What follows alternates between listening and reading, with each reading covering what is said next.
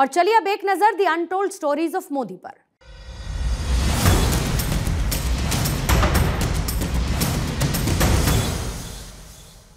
जन समस्या के समाधान के लिए हमने स्वागत नाम से एक पोर्टल की शुरुआत की।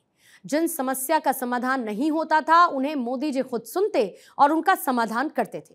यह कहना है उत्तर प्रदेश के ऊर्जा मंत्री अरविंद कुमार शर्मा का। The untold stories of Modi में ऐसी ही एक अनसुनी कहानी अरविंद कुमार शर्मा की जुबानी।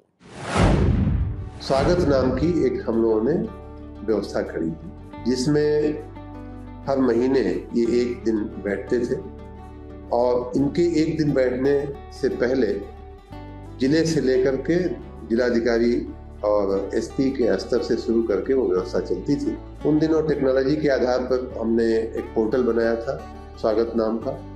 उसमें जन समस्याओं को हम लोग डालते थे और उसका एक्सेस जो है वो जिला के स्तर के अधिकारियों को, रीजनल लेवल के अधिकारियों को, सभी कमिश्नरों को, सभी एसपीज को, सभी सचिवालय के सभी सचिवों को, मुख्य सचिव को, सभी को उसकी एंट्री दी गई थी, एक्सेस दी गई थी।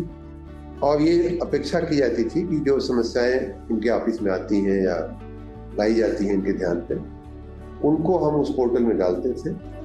उस पोर्टल पे सबको एक्सेस दिया था तो सबको छूट थी कि आप अपना अपना जो अकाउंट है वो देखते रहिए। आपसे लगी हुई अगर कोई शिकायत आपको मिलती है तो आप उसका तुरंत उसका निस्तारण करिए। इस जिम्मेदारी के साथ हम सबको जोड़ा गया था उस पोर्टल पे। उसके बाद 100 में से लगभग 75% शिकायतें तो दूर हो जाती थी। जो 25% बच जाती थी उसको हम लोग फिर मुख्यमंत्री जी के कार्यक्रम के लिए चिन्हित करते थे कि अब इस दिन निश्चित दिन होता था, शायद तीसरा बुधवार या कोई बुधवार का दिन निश्चित होता था। उसके लिए हम लोग माननीय मुख्यमंत्री जी के लिए चिन्हित करते थे और माननीय मुख्यमंत्री जी का खुद का उन 25 केसों में हम लोग इंटरेक्शन करवाते थे। इतना ही नहीं, कई राज्यों ने भी उसका अनुकरण करने की कोशिश की कि जन समस्याएं सुनने के लिए बहुत अच्छी व्यवस्था है। यूनाइटेड नेशंस ने उसको पब्लिक सर्विस अवार्ड दिया, मतलब अंतर्राष्ट्रीय अवार्ड उसको मिला।